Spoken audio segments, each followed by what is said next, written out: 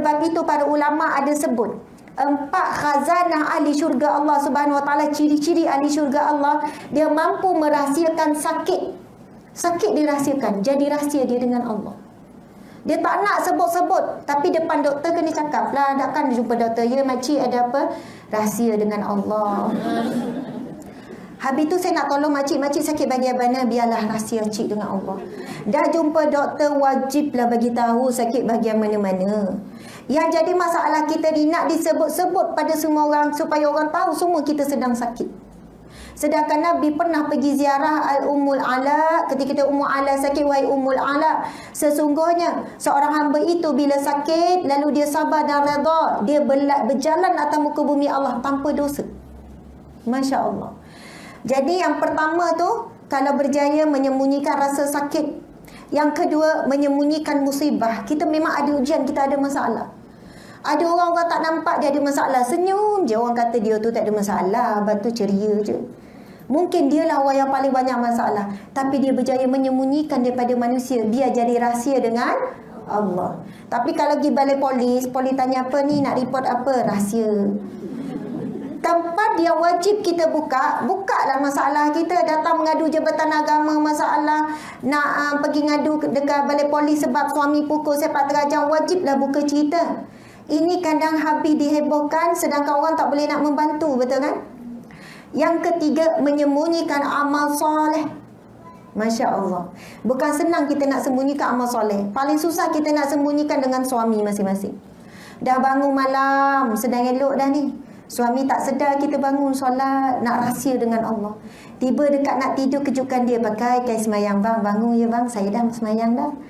Akhirnya suami nampak juga kita pakai kain semayang. Ataupun suami tidur mati, bangun pagi esok, bang saya semalam tadi bangun. Tercerita juga.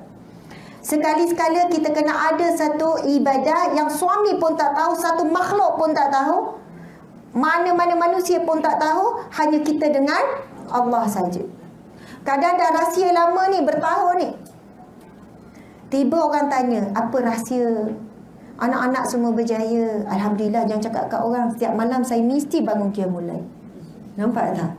Hanya sikit saja, amalan mungkin bertahun-tahun boleh terhapus. Na'udzubillah. Bila timbul rasa riak, takabur, ujub dan sebagainya. Na'udzubillah. Kita rasa anak berjaya sebab kita, bukan kerana Allah yang alim, yang hakim, yang rasyid, yang bagi kebijaksanaan pada anak. Semua ni ujian. Kita sebut 4 tadi kan.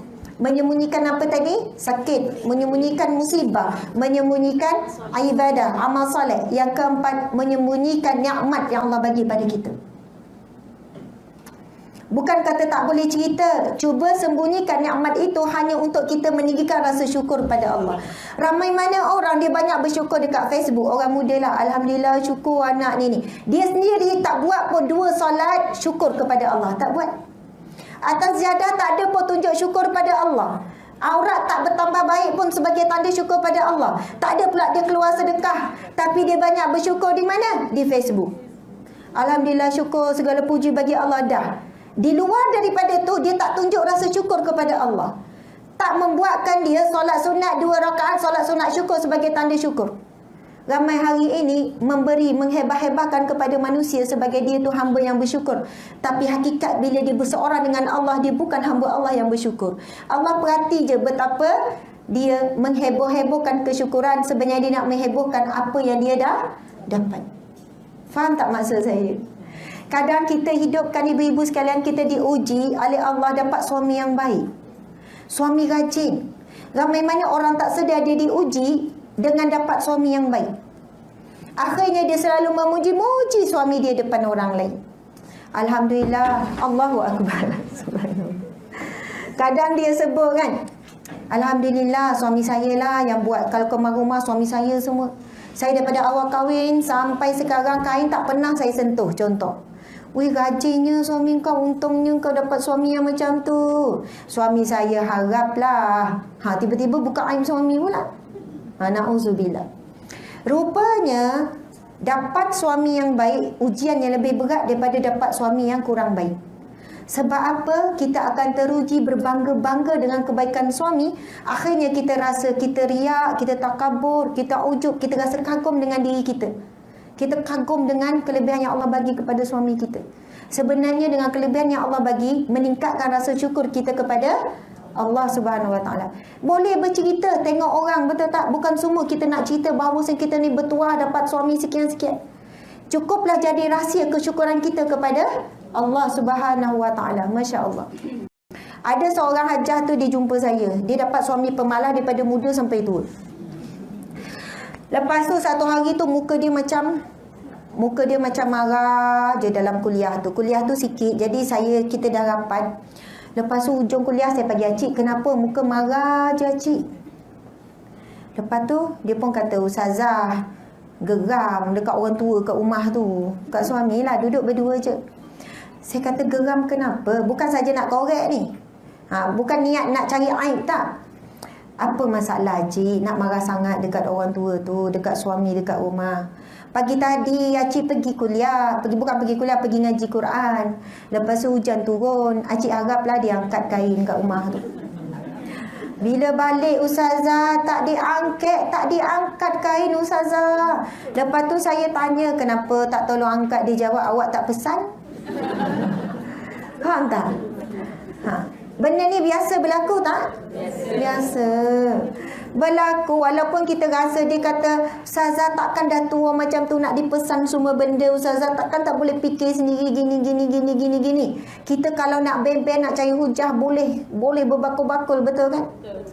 Lepas tu saya kata, Cik, saya nak tanya Cik, hari ni selain daripada suami buat perangai macam tadi tu, ada tak benda lain yang menguji sabar makcik? Tak ada lah, yang lain okey dia kata kan. Tak ada, makan, lepas tu tengok TV, lepas tu rehat. Ni lah pula baru keluar datang kuliah Ustazah ni Yang lain okey, tak ada. Lepas tu saya sebutkan Cik, kena faham satu perkara. Allah takkan, bila Allah sayang kita, Allah takkan biarkan berlalu satu hari tanpa kita dapat menghimpun pahala sabar. Faham ya? Takkan berlalu satu hari tanpa kita dapat pahala sabar pada hari tersebut. Dan sabar ni tak boleh datang bergolek. Tak ada duduk, kenapa tu Cik? Tengah sabar. Sabar kenapa? Tak ada apa, sabar saja-saja. Sabar tak ada datang bergolek, syukur tak ada datang bergolek, syukur datang selepas datang nikmat. Sabar datang setelah datang ujian. Jadi sebab Allah sayang pada Acik, Allah tak nak biar berlalu satu hari tanpa ada pahala sabar. Sumber kesabaran itu suami tu. Jadi ibu-ibu yang berada di sini, saya faham bila umur-umur dah tertentu, kadang lebih lagi sabar tu nak kena ada. Dah habis dah cerita anak, sekarang nak sabar dengan orang tua. Kita pun tua kan? Sabar dengan suami, subhanallah. Rupanya Allah nak beri kita pahala sabar, sumber pahala sabar daripada suami kita. Sampai bila? Kadang makcik-makcik tanya, Ustazah sampai bila Ustazah nak macam tu? Sampai mati makcik, sampai mati. Supaya kita mati sebagai as-sabirin, iaitu golongan orang-orang yang sabar. Allah berfirman dalam Al-Quran, A'udzubillahi minasyaitanirrajim, Innama yuwaffas sabiruna ajrahum bighairi hisab. Sadaqallahul azim. Sesungguhnya akan dicukupkan pahala ganjaran amal, iaitu pahala daripada mana? Daripada sabar, bighairi hisab, tanpa batasan. Berapa tahun kahwin dah acik-acik semua? Ada 30 tahun, ada 40 tahun, betul tak? Rupanya 40 tahun ini bukan hanya menghimpun kegembiraan, tapi menghimpun pahala sabar 40 tahun nikah dengan suami. Kalau suami itu suami yang pemalas contohnya, suami yang bengis, suami yang baran, suami yang tak reti menghargai, rupanya kita sedang menghimpun 40 tahun pahala sabar dengan suami. Sehinggalah insya-Allah mudah-mudahan kita layak menerima salam yang paling istimewa daripada Allah Subhanahu Wa Taala. Yaitu Allah berfirman dalam Al-Quran, A'udzubillahi minasyaitanirrajim, Salamun alaikum bima sabartum. Salam sejahtera ke atas kamu disebabkan sabar kamu di dunia dahulu. Kalau kita baca firman Allah ni, dia bermula dengan Allah dan para malaikat keluar daripada setiap penjuru syurga untuk menyambut orang-orang yang sabar masuk ke dalam syurga. Kemudian bersama dengan Allah dan para malaikat mengucapkan, Salamun alaikum bima sabartum. Salam sejahtera ke atas kamu disebabkan sabar kamu di dunia dahulu. Subhanallah.